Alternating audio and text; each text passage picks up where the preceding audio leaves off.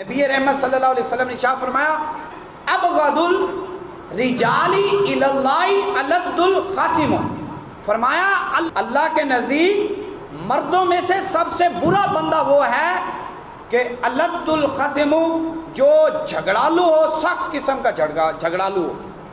یہ حدیث سنا رہا ہوں، میں اپنے الفاظ نہیں بتا رہا۔ دیکھیں میرے آقا صلی اللہ علیہ وسلم فرما کے کہ اللہ کو وہ بندہ سب سے زیادہ ناپسند ہے، برا ہے، کہ جو سب سے زیادہ سخت جھگڑالو بندہ ہو۔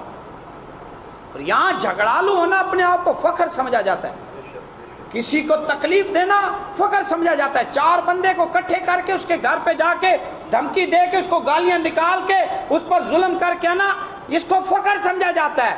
یہ دنیا میں تو فخر ہو سکتا ہے، آپ کی قوم کا تو فخر ہو سکتا ہے، آپ کے قبیلے کا فخر ہو سکتا ہے، آپ کی نسل کا فخر ہو سکتا ہے۔ اللہ کو یہ پیارا نہیں ہے، یہ فائنل بات ہے۔